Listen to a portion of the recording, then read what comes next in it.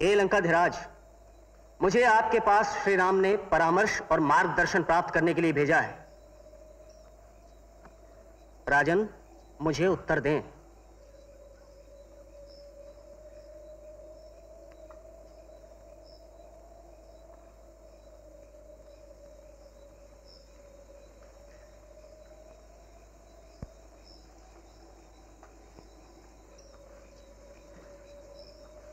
कोई लाभ नहीं है भैया, वो तो मेरी बात ही नहीं सुनता।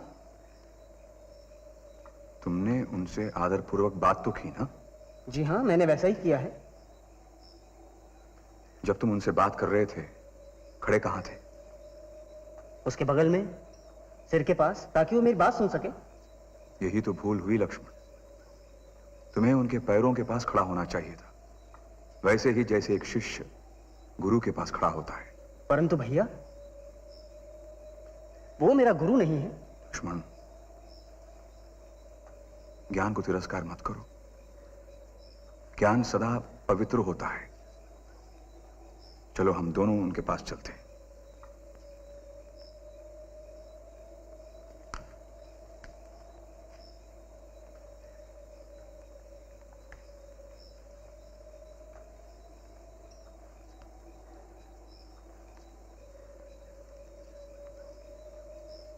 महाराज,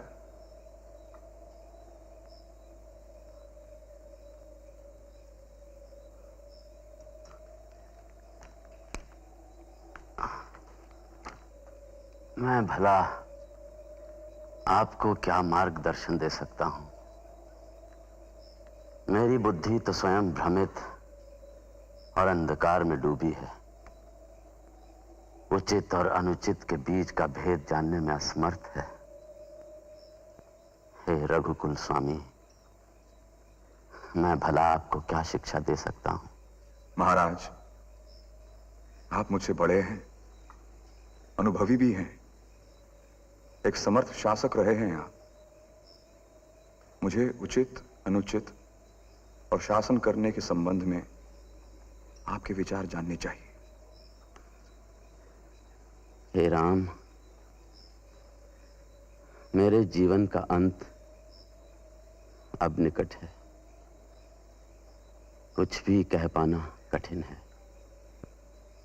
फिर भी थोड़ा बहुत जो कहता हूं वो सुने।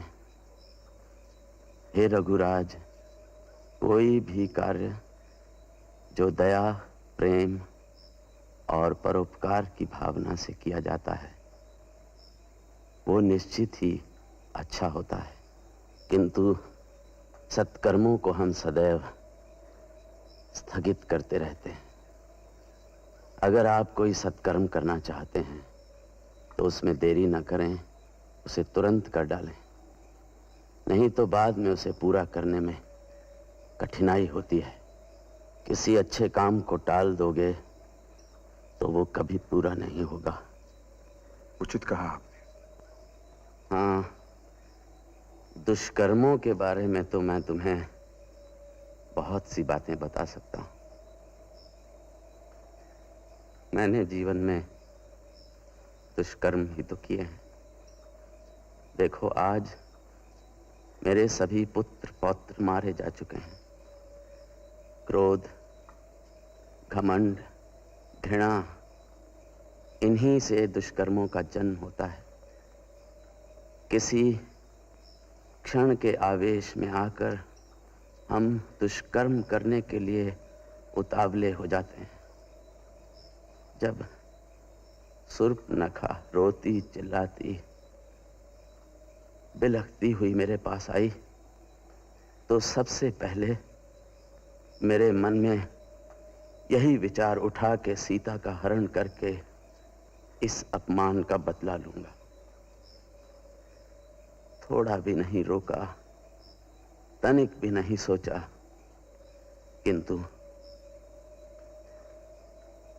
बल्कि जितनी शीघ्रता से हो सका ये कार्य को पूरा कर डाला। जैसा कि हे रघुवंशियों के स्वामी,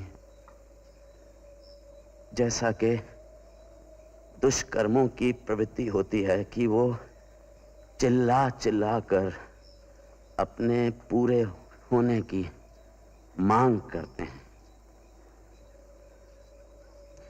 किंतु बुद्धिमान व्यक्ति वो होता है जो क्रोध, घृणा और घमंड से प्रेरित होकर कार्य करने में अपने को रोकता है।